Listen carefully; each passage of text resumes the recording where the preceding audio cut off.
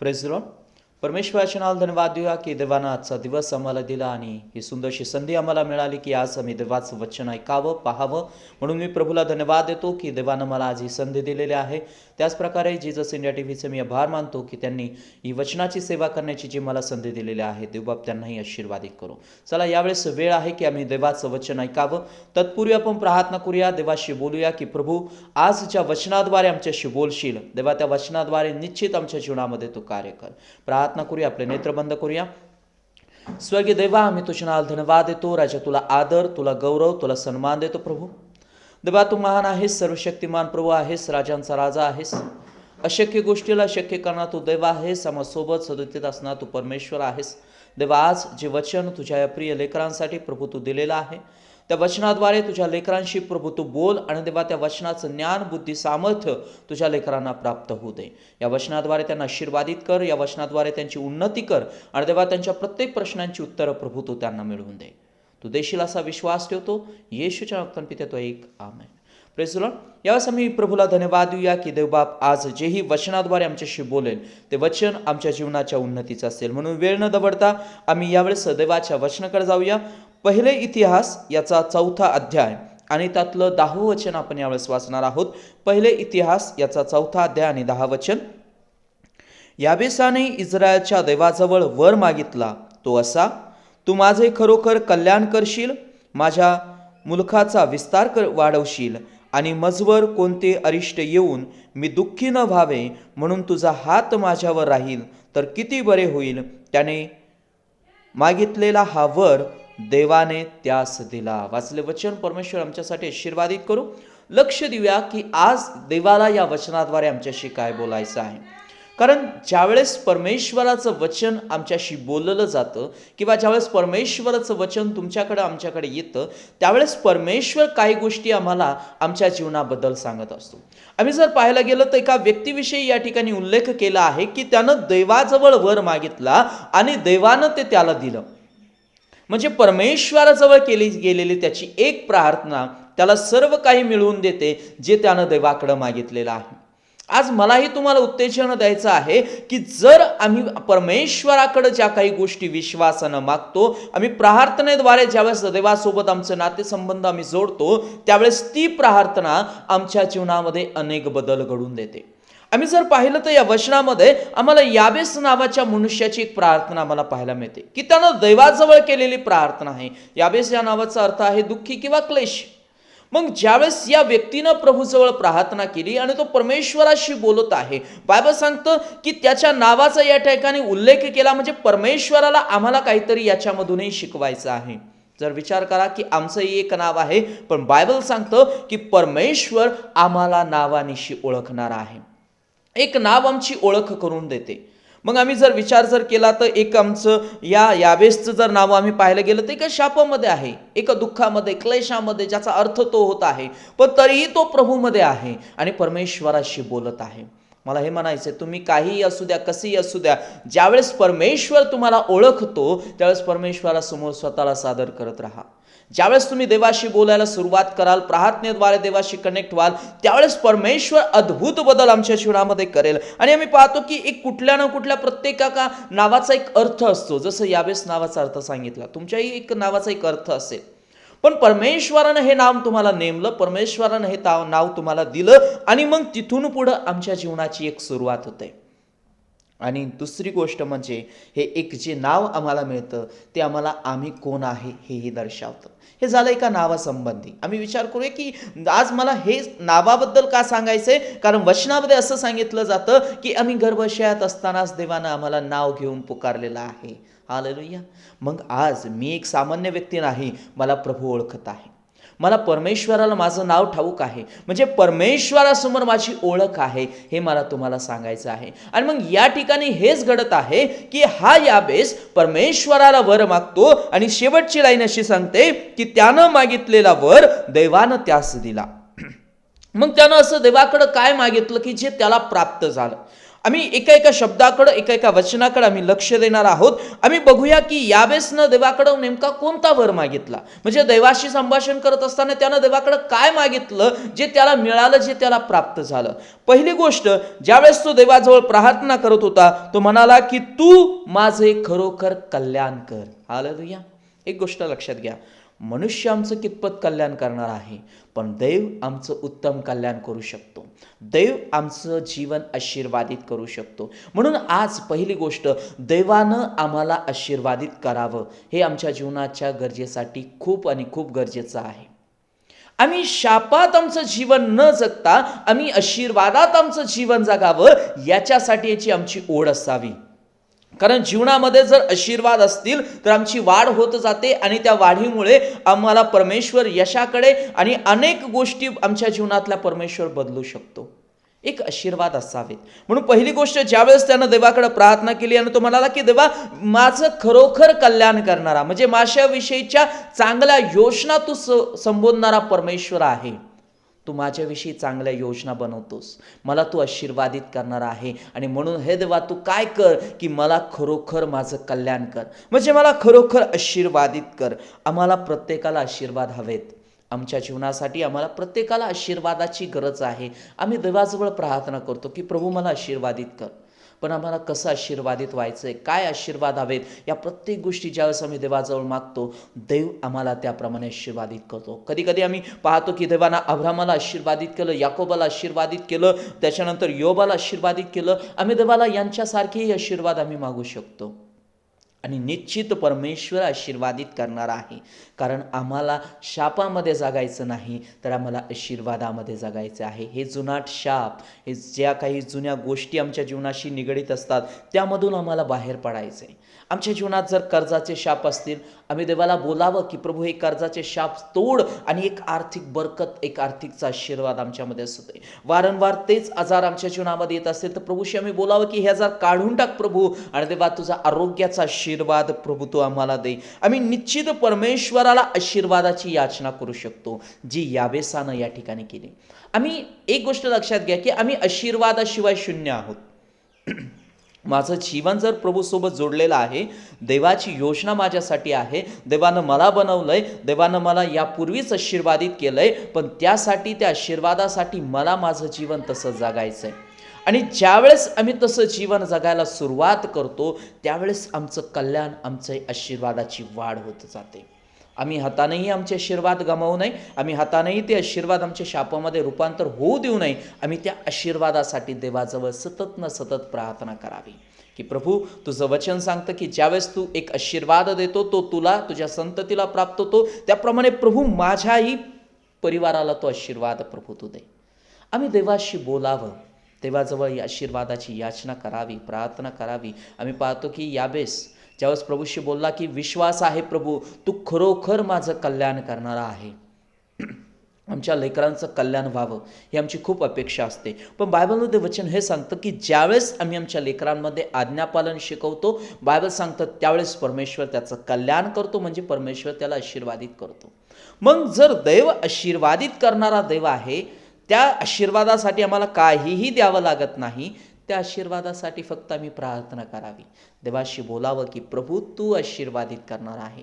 हे आशीर्वाद तुमचं निराशेचं जीवन आनंदात बदलतील, हे आशीर्वाद तुमचं दुःखाचं जीवन आनंदात बदलतील, हे आशीर्वाद तुम्हाला त्या मागील गोष्टीमधून बाहेर काढून एका चांगल्या वाटेला तुम्हाला ते घेऊन जातील.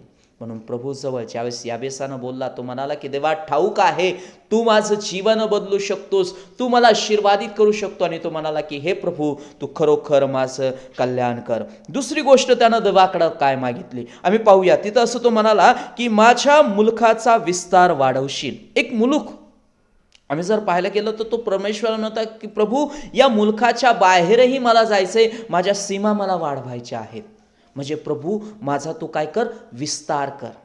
आम्हाला त्याच गोष्टीमध्ये राहून जर आम्ही किती दिवस त्याच गोष्टीमध्ये राहणार. प्रभू जर आम्हाला संधी देत आहे, परमेश्वर जर आमच्या जीवनासाठी योजना बनवत आहे आणि तो विस्तार करण्यासाठी तयार आहे, तर देवाशी बोलावं की प्रभू हा विस्तार वाढव. आम्ही जर विचार केला ना, तर यावेळेसने ज्या ज्या गोष्टी मागितल्या त्या गोष्टीमध्ये एक एक अर्थ आमच्यासाठी देवानं ठेवलाय. पहिली गोष्ट तो म्हणाला की देवा तूच आशीर्वादित करू शकतो आणि तूच आशीर्वाद देतोस, ते त्यानं देवाकडून मिळवून घेतलं. दुसरी गोष्ट, ज्यावेळेस तो परमेश्वराला म्हणतो की प्रभू तू विस्तार करणारा आहे, म्हणजे तू वाढवणारा आहे. बाबा सांगतं पेरणारा कोणी नाही, लावणारा कोणी नाही, पण जो वाढवणारा आहे तो परमेश्वर आहे. आज विचार करूया की ज्यावेळेस आम्ही परमेश्वराला सांगतो त्यावेळेस परमेश्वरही आमच्या सीमा वाढवतो. मग या ठिकाणी त्यानं त्याच्या मुलखाचा विस्तार बोलला की प्रभू या गोष्टींमधूनही मला तू वाढव, की जेणेकरून माझी वाढ होत राहील, ते वाढ खुंटवणार नाही. पहिली गोष्ट मी तुम्हाला हे सांगेल, तुमच्या जीवनातून जर तुम्हाला कुठल्या सीमा वाढवायच्यात, कुठली वाढ होऊ द्यायची, तर पहिली प्रार्थना ही असू द्या की देवा तुझ्या वचनाची वाढ माझ्यामधून होऊ दे. हालेलुया. कारण बायबल सांगतं की पुष्कळ वेळा या प्रपंचाची चिंता, इतर गोष्टींचा मोह या आमच्या जीवनातून देवाच्या वचनाची वाढ होऊ देत नाही. जर ही वाढ होत असेल, या वचनाचा विस्तार तुमच्या जीवनातून होत असेल, तर विचार करा की हे वचन तुमच्या जीवनातून कार्य होत असताना त्या वचनाद्वारे तुमचं जीवन बदललं जाईल आणि तुमचा प्रकाश ज्यावेळेस इतरांसमोर पडेल त्यावेळेस ते स्वर्गीय पित्याचं गौरव करतील. हालेलुया. ते स्वर्गीय दैवाचं गौरव करतील. म्हणून मला हे म्हणायचं आहे, पहिली गोष्ट तुमच्या जीवनातून एका गोष्टीची वाढ व्हावी, एका गोष्टीचा विस्तार वाढावा, तो म्हणजे देवाच्या वचनाचा. जर तुमच्याकडं देवाचं वचन आहे, जर तुम्ही देवाच्या वचनात मजबूत होत चाललात, जर तुम्ही देवाच्या वचनामध्ये बांधत आहात, तर ते वचन तुम्ही तुमच्या परिवाराला देऊ शकाल. ते वचन तुम्ही तुमच्या लेकरांमध्ये पेरू शकाल. ते वचन तुम्हाला जोही मिळेल त्याच्यामध्ये तुम्ही पेरू शकाल. का? कारण मी फक्त परिवारापुरता मर्यादित माझा विस्तार नाही, मला अनेकांनाही प्रभूची सेवा, प्रभूची सुवार्ता सांगायची आहे.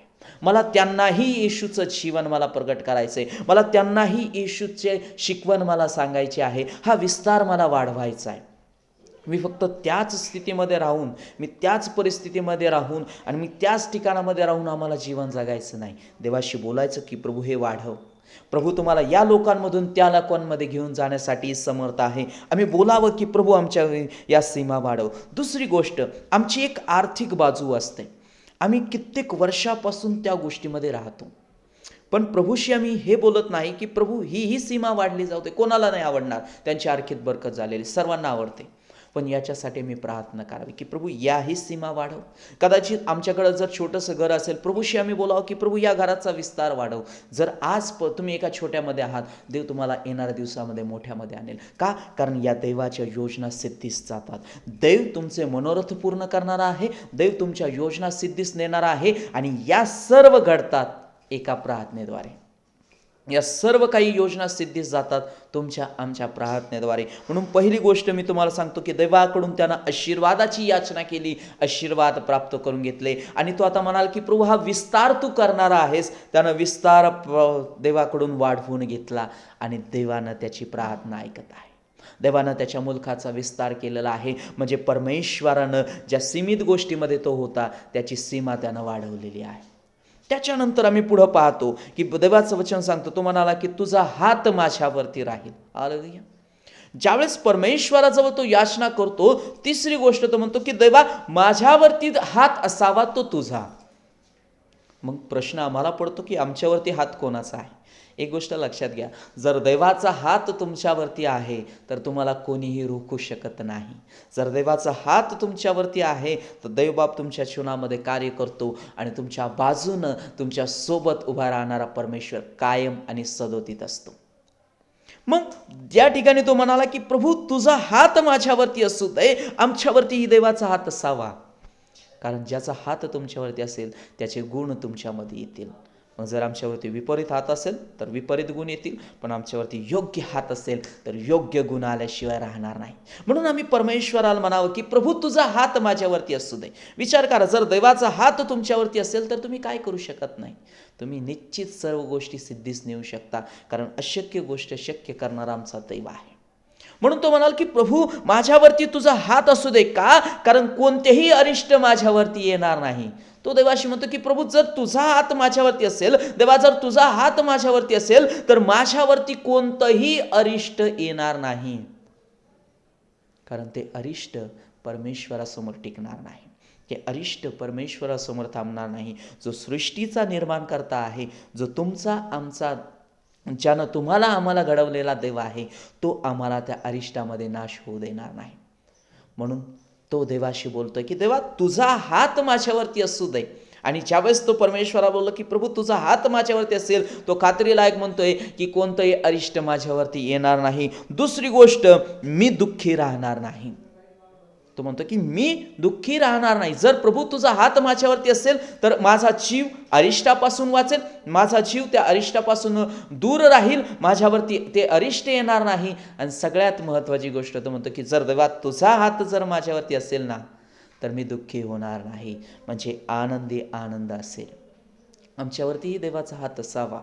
जर मी देवाजवळ प्रार्थना करतोय, जर परमेश्वराशी बोलतोय, परमेश्वराला सांगतो की प्रभू तुझा हात माझ्यावरती असेल, तर विचार करा देवबाप तुम्हाला आणखीन गोष्टीमध्ये साथ आणि सोबत देईल. आणि निश्चित जर देवाचा हात असेल तर देव आम्हाला चालवेल, म्हणजे परमेश्वर आम्हाला मार्गदर्शन करेल, परमेश्वर आम्हाला साह्याने मदत करेल. ज्यावेळेस स्तोत्र 121 आम्ही वाचतो आणि त्या ठिकाणी दावीद राजा म्हणतो की हा पर्वत मला साह्य करणार नाही, ही डोंगर ह्या टेकडी मला साह्य करणार नाही, पण माझी मदत ज्याच्याकडून येते तो परमेश्वर आहे, तो साह्य करणारा देव माझा आहे. आणि तो म्हणाला की प्रभू तू मला साह्य करणारा आहे. मग विचार करा, जर देवाचा हात आमच्यावरती असेल, यावेळेस म्हटला की प्रभू तुझा हात माझ्यावरती असू दे. आणि निश्चित त्याचं म्हणणं हे होतं की जर देवाचा हात असेल तर मी त्या अरिष्टापासून, मी त्या दुःखापासून दूर राहील. आणि सगळ्यात महत्त्वाची गोष्ट म्हणजे देव मला चालवेल. हालेलुया. देवाचा हात तुमच्यावरती असेल तर निश्चित तुम्ही आणखीन कार्य करू शकता. आणखीन पुढं तो म्हटला की हे प्रभू तू मला काय कर, त्या वाईटापासून दूर राख. जर देवाचा हात असेल तर निश्चित परमेश्वर तुम्हाला मार्गदर्शन करेल. आम्ही कदाचित त्या वाईटाकडे ओढले जाऊ, कदाचित आमचं जीवन त्याकडे जात जाईल, पण परमेश्वराचा आत्मा ज्यावेळेस आम्हाला शिकवण देईल, तो आत्मा आम्हाला खरं आणि खोटं हे जाणून घेण्याची निश्चित माहिती करून देईल. पुष्कळ वेळा आमच्या नेत्रांनी आम्हाला काही दिसतं, पण आम्हाला माहीत नसतं त्या गोष्टी कशा आहेत. पण देव आम्हाला त्या अनेक गोष्टी उघडकीस आणून देऊ शकतो, देव आम्हाला त्या प्रगट करून देऊ शकतो, देव आम्हाला त्याच्याविषयी ज्ञान देतो आणि मग त्या गोष्टींमधून देव आम्हाला बाहेर काढतो. जर देवाचा हात आमच्यावरती आहे तर सत्य असत्य पारखण्यासाठी देव आम्हाला सगळ्यात महत्त्वाची मदत करतो. आणि ही मदत यावेळेसनं देवाकडून मागितली. त्याला हे म्हणायचं होतं की प्रभू तू जो वर देणार आहे ते वर दिल्यानंतर मी एकटा नाही, माझ्यासोबत तू असशील. या अनेक गोष्टींचा मध्ये मला जात असताना, या अनेक गोष्टींमध्ये मी फिरत असताना प्रभू तुझं ज्ञान माझ्या भोवती असेल आणि मी त्या ज्ञानाद्वारे काम करत जाईल. हा जो वर त्यानं मागितला, आमच्यासारखा त्यानं वेगळा वर मागितला नाही की प्रभू हे दे ते दे, नाही. तो फक्त एक गोष्ट बोलत गेला की प्रभू आशीर्वादित दे. त्या आशीर्वादामध्ये सर्व काही त्यानं मिळवून घेतलं. तो म्हटला की विस्तार कर, त्या विस्तारामध्ये त्याला जितकं पाहिजे तितकं देवानं त्याला ते पुरवलं. तिसरी गोष्ट, ज्यावेळेस तो म्हणाला की प्रभू तुझा हात माझ्यावरती असू दे, त्यावेळेस त्यानं देवाला आपल्यासोबत मागून घेतलं. एक छोटीशी गोष्ट सांगेल की ज्यावेळेस एक राजा त्याच्या राज्यामध्ये एक दवंडी पिटवतो आणि तो दवंडी देत असताना तो सांगतो की उद्या सकाळी आपलं सर्वांनी राज्यातील जेही प्रजा आहे त्या प्रजेनं माझ्या राजदरबारामध्ये यावं आणि राजदरबारामध्ये आल्यानंतर त्यांना ज्याही गोष्टीची गरज लागेल त्या गोष्टीवरती त्यांनी हात ठेवावा आणि ती गोष्ट घेऊन जावी. सकाळी टायमिंग कदाचित 9चा होता, पण लोकांची गडबड सुरू झाली. अनेक लोक वेळेच्या आधी त्या ठिकाणी हजर झाले आणि मग राजदरबार उघडल्यानंतर सर्वांची धावपळ सुरू झाली. जो या वस्तूवर हात ठेवतो तो त्या वस्तूवरती हात ठेवतोय. राजदरबारमध्ये असंख्य वस्तू होत्या, मग सोनं असेल, अनेक गोष्टी असतील, प्रत्येकजण त्या गोष्टीवरती हात ठेवत होता आणि ती गोष्ट त्या प्रत्येकाला असं वाटत होतं की आम्ही हात ठेवल्यानंतर ती गोष्ट आमची आहे. एक छोटीशी मुलगी शांत पुढं चालत आली आणि ती पुढं आल्यानंतर तिनं ज्या ठिकाणी राजा बसला होता, राजा म्हणजे तुला काही नाही पाहिजे का? ती काही न बोलता पुढं आली आणि तिनं राजावरती हात ठेवला. ते म्हणे राजा मला तू पाहिजेस. आणि जे राजाचं ते तिला मिळालं. म्हणजे जो राजदरबार होता, ज्या राजदरबारातल्या गोष्टी होत्या त्या सर्व राजाच्या होत्या, त्या तिनं आपल्या स्वतःच्या करून घेतल्या. मला हे म्हणायचं आहे, देवाचा हात असेल तर देव तुम्हाला सर्व काही सिद्धीस नेऊ शकतो किंवा सर्व काही साध्य करून देऊ शकतो. एका छोट्याशा मुलीनं मी विचार करण्यासारखी गोष्ट आहे की तिनं राजावरती हात ठेवला. जी आलेली प्रजा असेल, मी तर म्हणतोय ती सगळे रिकामी हाताने गेली, पण एक मुलगी ती पूर्ण राजाचं वैभव प्राप्त करून घेतलं. मी हे म्हणत नाही की देव तुम्हाला या सर्व गोष्टी देणार नाही. देव तुम्हाला तुमच्या जीवनातल्या अशक्य गोष्टी शक्य करण्यासाठी तुम्हाला तो हात देईल, ज्याच्यामधून तुम्ही चालत राहाल. आम्ही पाहतो की पेत्र बुडायला लागतो आणि ज्यावेळेस प्रभू येशू त्याला हात देतो, तो पेत्र पुन्हा पाण्यावरती उभा राहतो. मला हे म्हणायचं आहे, दैवाचा हात आमच्यावरती असेल तर आम्ही सर्व काही सिद्धीस नेण्यासाठी दैव आम्हाला साह्याने मदत करते. आणि विचार करण्यासारख्या अनेक गोष्टी आहेत की ज्यावेळेस हे वाईट आमच्या अवतीभोवती असतं, ज्याच्याविषयी आम्हाला माहीत नसतं, ते आम्हाला पकडण्यासाठी टपलेलं आहे. हा यावेळेस प्रभूकडं एक ज्ञानपूर्वक वर मागतोय. देवाजवळ बोलत असताना तो अनेक गोष्टी मागतोय की ज्याच्याद्वारे त्याला त्याच्या जीवनामध्ये चालण्यासाठी ज्ञान मिळेल. तो देवाला म्हणाल की जर देवा तुझा हात असेल तर मला गुपित गोष्टी निश्चित कळतील, वाईट जे आहे ते कदाचित मला पकडण्यासाठी टपलेलं असेल, पण प्रभू तू मला ते प्राप्त करून देणार आहे. मग या सर्व गोष्टी ज्या मी तुम्हाला आता सांगितल्या त्या सर्व यावेस विषयीच्या होत्या. आता आमच्या जीवनाविषयीच्या जाणून घेऊया की जर मी देवाजवळ प्रार्थना करणारी व्यक्ती आहे तर मी आज देवाजवळ काय मागत आहे, किंवा माझ्या प्रार्थनेद्वारे मी माझ्या मुखातून कुठले शब्द बोलत आहे, मी माझ्या प्रार्थनेद्वारे माझं आणि देवाशी संभाषण कशा प्रकारे होत आहे, या अनेक गोष्टी आज मला तुम्हाला सांगायच्यात. पहिली गोष्ट मी तुम्हाला हे सांगेल की यावेसनं जी देवाजवळ प्रार्थना केली त्या प्रार्थनेद्वारे त्याने मागितलेला वर त्याला मिळाला. म्हणजे देवाजवळ विनंती केल्यानंतर तो कुठलाही व्यक्ती असू द्या, कसाही असू द्या, जो देवाजवळ विनंती करतो देव त्याच्या मागण्या पूर्ण करतो. मग आम्ही एक गोष्टीमध्ये असू की मी पुष्कळ वेळा प्रार्थना करतोय, मी देवाजवळ मागत आहे, देव मला का देत नाही. ज्यावेळेस तुम्ही विश्वासपूर्वक देवाला सामोरे जाता, देव दिल्याशिवाय राहणार नाही. कदाचित आम्हाला ज्या गोष्टी मिळत नाही आणि त्या गोष्टी न मिळाल्यामुळे कदाचित एक खिन्नता प्राप्त होते, कदाचित एक मानहानी होते. आम्ही पाहतो की जर हन्नेविषयी आम्ही पाहिलं तर ज्यावेळेस तिला पुत्र संतान नव्हतं त्यावेळेस तिला अनेक गोष्टींमधून जावं लागलं. पण ज्यावेळेस ती देवाच्या मंदिरामध्ये आली, ती परमेश्वरासमोर रडली, देवानं तिची प्रार्थना ऐकली आणि तिला पुत्र संतान दिलं. आज अनेक अशाही व्यक्ती असतील की ज्यांना आज जगामध्ये हिणवलं जात असेल, जगाद्वारे खिन्न केलं जात असेल. आज या संदेशाद्वारे मी तुम्हाला हे सांगत आहे की तुम्ही स्वतःहून गुडघे टेकून देवाजवळ प्रार्थनेला बसा. देव तुमची प्रार्थना ऐकायलाच तयार आहे. जर यावेसला देव देऊ शकतो तर तुमचं नाव देवाला माहीत आहे. जर यावेसचं नाव देवाला ठाऊक होतं, आज तुमचं नाव काहीही असू द्या, परमेश्वर त्या नावाद्वारे तुम्हाला ओळखेल आणि तुम्हाला ती गोष्ट प्राप्त करून देईल. आम्ही पाहतो की यावेसनं मागेल ते त्याला प्राप्त झालं. विश्वासाने देवाजवळ याचना केली, देवाने ते त्याला दिलं. आता तुमच्या जीवनाविषयी मला सांगायचं आहे. आज आम्ही प्रार्थनेमध्ये वाढूया. आज आम्ही प्रार्थनेद्वारे आमचं जीवन मजबूत करून घेऊया. का? कारण ही प्रार्थना आमच्या जीवनामध्ये सर्व काही करू शकते. प्रार्थनेद्वारे बदल घडू शकतात, प्रार्थनेद्वारे थांबलेल्या गोष्टी सुरळीत होऊ शकतात, प्रार्थनेद्वारे सर्व काही सिद्धीस नेलं जातं. आज आम्ही चर्चला जातो, आज आम्ही आमच्या घरी बसतो, आम्ही देवाजवळ एकाच गोष्टीद्वारे जोडलं जातो, ती म्हणजे प्रार्थना. त्या प्रार्थनेद्वारे तुम्ही देवाशी बोलता, त्या प्रार्थनेद्वारे तुम्ही देवाशी संभाषण, त्या प्रार्थनेद्वारे तुमच्या विनंत्या देवाला तुम्ही सादर करता. मग मी हे म्हणेल, जर तुम्ही प्रार्थनेद्वारे देवाशी बोलत आहात तर ही प्रार्थना खंडित होऊ देऊ नका.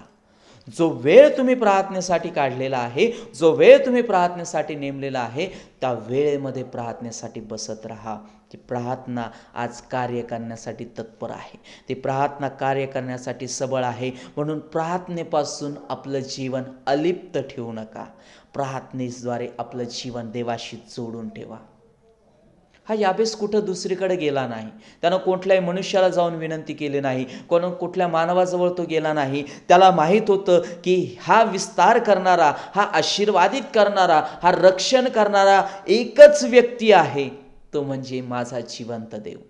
मग मला हे म्हणायचं की यासमोर हात पसरण्यापेक्षा, त्यासमोर जाऊन विनंती करण्यापेक्षा देवासमोर आम्ही बसून जर विनंती केली प्रार्थनेद्वारे, का देव नाही ऐकणार? देव ऐकेल. आणि म्हणून पहिली गोष्ट, आम्ही जर प्रार्थना करतो तर साध्य होतं. मग आमची प्रार्थना जी आहे ती एक विश्वासपूर्वक होणं गरजेचे आहे. ज्यावेळेस तुम्ही प्रार्थनेला बसता त्यावेळेस मनामध्ये कुठलाही संशय धरू नका. ज्यावेळेस तुम्ही प्रार्थना कराल, विश्वासानं प्रार्थनेद्वारे देवाशी बोला. ते शब्द प्रतीत करा की जे तुम्हाला देवानं दिलंय. बोला येशूशी की हा, येशूनं मला ते दिलंय, येशूने माझ्या जीवनात ते कार्य केलंय. हे प्रार्थनेद्वारे घडतं. आम्हाला कोणाकडे जायची गरज नाही. आम्ही ज्या वेळेस गुडघे टेकून स्वतःहून विश्वासानं मजबूततेनं प्रार्थना करू, ती प्रार्थना बदल करेल. मग पहिली गोष्ट मी हे म्हणतोय की विश्वासपूर्वक प्रार्थना करा. दुसरी गोष्ट, आमच्या प्रार्थनेमधून आमच्या मागण्या ज्या आहेत त्या स्पष्ट आम्ही देवाला कळवाव्यात. मग तुम्ही म्हणाल की देव मागण्या पलीकडे देणारा देव आहे. पण ज्यावेळेस तुम्ही प्रार्थनेद्वारे देवाशी बोलता, देवाला कळवता की प्रभू हे मला हवंय, ते देव देणार आहे. यावेळेसला जे जे पाहिजे होतं ते त्यानं देवाला कळवलं. मग देवानं ते त्याला प्राप्त करून दिलं. म्हणजे परमेश्वर, असं मी म्हणत नाही की तुम्हाला मग त्या गोष्टीची गरज आहे ते देव देणार नाही का, ते देणार आहे. पण हे मला म्हणायचं आहे, स्पष्ट आणि क्लिअर देवाशी बोला. देवाला सांगा की प्रभू या समयाला मला या गोष्टीची गरज आहे. देव त्या समयाला त्या गोष्टीची गरज पूर्ण करेल. आणि हे होतं प्रार्थनेद्वारे. हे सर्व काही होतं प्रार्थनेद्वारे. म्हणून तुमच्या मागण्या ज्या काही असतील, ज्याही असू द्या, त्या स्पष्ट देवाला प्रार्थनेद्वारे कळवा. बोला देवाशी की हा प्रभू, ही माझी गरज आहे, या गोष्टी तू मला दे. जे यावेळेस न मागितलं की प्रभू हा मला त्या गोष्टीची गरज आहे, तो वर मला तू दे, देवानं त्याला दिलं. आता ही याबेस बरोबर एका व्यक्तीचं मी आणखीन एक नाव सांगेल की ज्यानं परमेश्वराकडे मागितलं आणि परमेश्वरानं त्याला तो वर दिला. मग शलोमोन राजाविषयी आम्हाला माहिती आहे की त्यानं देवाकडं समजणारं चित्त, समजणारं हृदय, समजणारं ज्ञान त्यानं मागितलं. देवानं त्याला ते ज्ञान दिलं. म्हणजे त्यानं देवाकडे याचना केली. परमेश्वरा म्हणाला की प्रभू तू मला ज्ञान देऊ शकतोस, तू मला समजणारं हृदय देऊ शकतोस. त्याच्या राजदरबारमध्ये अनेक लोक असतील, पण त्याला माहीत होतं की माझ्यासाठी किंवा मला ज्ञान देणारा एकमेव आहे तो परमेश्वर. मी तुम्हाला हे म्हणत आहे की याचना देवाजवळ असावी, प्रार्थना देवाजवळ असावी. ही प्रार्थना तुम्हाला प्राप्त करून देईल. तिसरी गोष्ट, प्रार्थनेशिवाय सर्व काही अशक्य आहे याची जाण आम्हाला वेळोवेळी असावी. आम्ही काही वेळेस विसरतो. आम्ही देवाला हाक मारणं विसरतो. ज्या क्षणाला तुम्ही हाक मारत राहाल त्या क्षणाला त्या हाकेची उत्तरं मिळत राहतील. वचन सांगतं की मला हाक मार म्हणजे मी तुला उत्तर देईन. पण मला हे म्हणायचं आहे, ही हाक थांबली नाही पाहिजे. ही हाक सुरू पाहिजे आणि ही हाक सुरूच ठेवली पाहिजे. जर आम्हाला ही हाक थांबवण्यासाठी अनेक गोष्टी येतील, त्या गोष्टींकडे पाहू नका, आम्ही प्रभूकडे पाहून उभे राहू. हालेलुया. ज्यावेळेस येशू ख्रिस्त वाटेनं चाललेलं असताना ज्यावेळेस त्या आंधळ्या भिकाऱ्याला कळालं की वाटेवरून दावीद पुत्र प्रभू येशू जात आहे, अनेक लोक त्याच्याजवळ गेले. अनेक लोकांनी त्याला धमकावण्याचा प्रयत्न केला, अनेक लोकांनी त्याला शांत बसवण्याचा प्रयत्न केला, अनेक लोक त्याला गप्प बस म्हणत असतील, कदाचित कोणी त्याला मागे खेचत असेल. पण त्याला माहीत होतं की आता एकाच व्यक्तीचं नाव घेणं गरजेचं आहे किंवा एकालाच हाक मारणं गरजेचं आहे. आणि मग त्यानं ती हाक मारली येशूला. आणि बाबा सांगतं की ज्यावेळेस येशूच्या कानावरती ती हाक गेली आणि देवाचं वचन सांगतं की जे अंधारातलं जीवन होतं ते प्रकाशाद्वारे गेलं. आणि मला हे म्हणायचं की ही प्रार्थना तुमच्या जीवनात कार्य करेल. म्हणून प्रार्थनेद्वारे सर्व काही शक्य असतं. म्हणून आम्ही नेहमी प्रार्थना करत असावी. चौथी गोष्ट, प्रार्थनाच्या जीवनाला आम्ही महत्त्व द्यावं, प्राधान्य द्यावं. आमच्या प्रार्थनामय जीवनाला प्राधान्य द्यावं. आमच्याकडं जगिक गोष्टीसाठी वेळ आहे पण प्रार्थनेसाठी वेळ नाही. पण मी हे म्हणेल, प्रथम प्रार्थना आणि मग बाकीची सुरुवात आमच्या जीवनामध्ये असावी. पाचवी गोष्ट, आमच्या प्रार्थनेद्वारे निश्चित आम्ही देवाला आवडणारे प्रार्थना सादर करावी. म्हणजे काय? आम्ही देवाला उंचवावं. जर देवाला उंचावणारं आम्ही जर प्रार्थना जीवन जगत असू, देव आम्हाला साह्य आणि मदत करेल. सहावी गोष्ट सांगेल, आमची देखील प्रार्थना देव ऐकू शकतो हे आम्ही कधीही विसरू नये, कधीच विसरायचं नाही. देव आमची प्रार्थना ऐकणार आहे आणि देव ऐकत आहे ही जाण असावी. आणि म्हणून शेवटची आणि महत्त्वाची गोष्ट सांगतोय, एक साधी प्रार्थना मोठा चमत्कार करते. एक साधी प्रार्थना मोठा चमत्कार करणारी आहे. आज या याबेसाद्वारे मी तुमच्यासमोर मांडलेला आहे की त्यानं देवाकडं वर मागितला, देवानं तो वर त्याला दिला. आज प्रभूही तुम्हाला देणार आहे. म्हणून प्रार्थनामय जीवन जगा. परमेश्वर तुम्हाला नावानिशी ओळखत आहे, कार्य करत आहे. आपले नेत्र बंद करूया, प्रार्थना करूया आणि देवाशी बोलूया. स्वर्गीय देवा, मी तुझ्या नावाला धन्यवाद देतो. राजा, तुला आदर, तुला गौरव, तुला सन्मान देतो. प्रभू, देवा आज आम्ही विशेष प्रार्थना करतो प्रभू. देवा आज ज्या वचनाद्वारे तुझ्या लेकरांशी बोलला की देवा त्यांनी आपलं जीवन प्रार्थनेमध्ये जगावं. जर याबेसला तू देऊ शकतो तर देवा तू आम्हालाही देणार आहेस. देवा आज जितकेही वचन ऐकत आहेत, जितकेही वचन पाहत आहेत, येशूच्या नावाद्वारे ते आपल्या प्रार्थनेद्वारे सर्व काही प्रभू तू त्यांना प्राप्त करून दे आणि त्यांच्या प्रार्थना जीवनाला देवा तू मजबूत कर. तो आमची प्रार्थना ऐकलीस त्याबद्दल आभार मानतो. येशूच्या नावात पिते तो एक आमेन आमेन.